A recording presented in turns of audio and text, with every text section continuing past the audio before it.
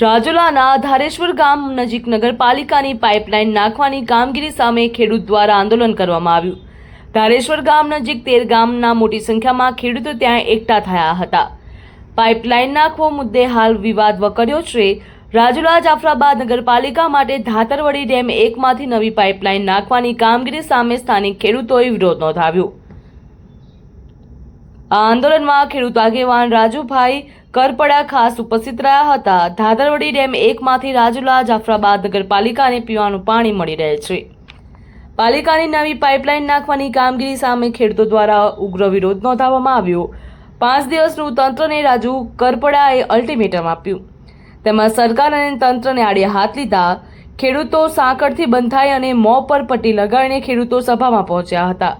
રાજુલાના ચૂંટાયેલા નેતાઓ ઉપર તેઓ વરસી પડ્યા હતા।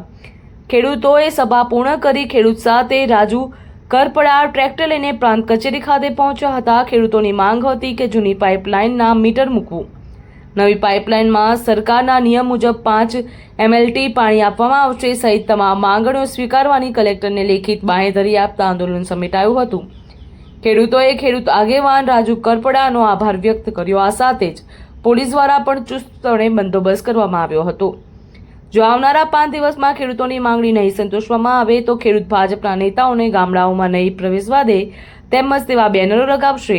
આ ઉપરાંત આવનારી ચૂંટણીમાં ભાજપ વિરુદ્ધ મતદાન કરશે અને એની શરૂઆત વિસાવદરથી થશે।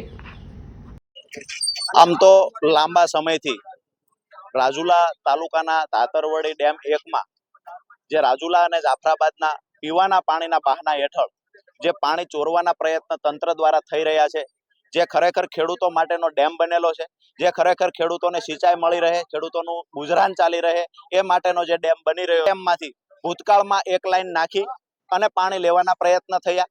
ત્યારબાદ અત્યારે માટેનું પાણી છે એ પાણી લેવાના તંત્ર પ્રયત્ન કરે છે। આવનાર સમયમાં આ ખેડૂતો મોંઘા મૂલ્ય જમીન છે એના પર ક્યાંક ને ક્યાંક તંત્રનો ડોળો હોય એવું દેખાય છે। ક્યાંક ને ક્યાંક બહારથી આવતા ઉદ્યોગપતિઓનો ડોળો આ ખેડૂતોની જમીનથી વંચિત કરી અને ખેડૂતોને ખેતી છોડાવવા માટેનું ષડયંત્ર હોય આવું અમને લાગે છે। આજે આ આંદોલનમાં 13 ગામ પગલા સમિતિ દ્વારા એક નિર્ણય લે તો ઠીક છે, આ પાણીની જે પાઇપલાઇન નાખે છે એના પર બ્રેક લગાવે તો ઠીક છે, નહીતર આવનાર સમયમાં ગામડે ગામડે અને આવનાર જે ચૂંટણીઓ આવશે ત્યાં ભાજપની વિરુદ્ધ મતદાન કરવા માટે રાજુલા તાલુકાના ખેડૂતો બેનર ડિઝાઇન કરી અને એ વિસ્તારમાં પહોંચશે। સરકારે વાતો તો ભૂતકાળમાં કરેલી, ખેડૂતોની 22 સુધીમાં આવક ડબલ કરી દેવાની વાત કરી હતી। આજે પરિસ્થિતિ એ છે કે 2014 માં ખેડૂતોનું દેણું 75,000 કરોડ રૂપિયા હતું, આજે 1,50,000 કરોડ રૂપિયા ખેડૂતોનું દેવું છે। મતલબ 10 વર્ષમાં ખેડૂતોનું દેવું ડબલ થયું છે। આવક ખેડૂતોની ઘટી છે। આજે કમોસમી વરસાદના કારણે ખેડૂતો જ્યારે અહીંયા પોતાના પાક નુકસાનનું વળતર લેવા જાય છે તો એમાં પણ સરકાર નાટકો કરે છે, કેમ કરીને વળતર ન ચૂકવવું એનું ષડયંત્ર કરવામાં આવે છે। જમીન માપણીમાં ગોટાળો કર્યો છે, ભાઈઓ વચ્ચે વેરના બીજા સરકારે રોપ્યા છે। એટલે તમામ પ્રયત્નોના ભાગરૂપે ખેડૂતોને કેમ કરીને પરાસ્ત કરી શકાય, ખેડૂતોને કેમ કરીને દુઃખી કરી શકાય, આ પ્રયત્ન સરકાર તરફથી થાય છે। એક પણ ભાજપનો નેતા એવો નથી કે જે ખેડૂતોના હિતમાં બોલી શકે, ખેડૂતોના હિતમાં રજૂઆત કરી શકે।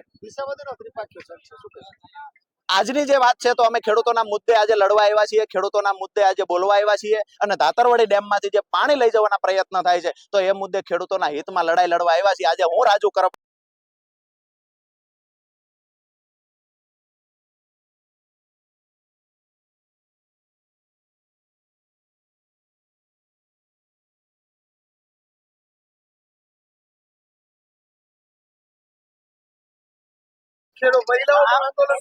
શારદાબેન છે અમારું નામ, અમારા ખેતર છે, આ અમારી જીવન દોરી છે, અમારા ગઢિયામાં મહેનત કરી છે, અમારા ખેતરના 2 કટકા થયા છે ને અમારા છોકરાને કાયમનું અહીંયા જમવાનું ખાવાનું મળે।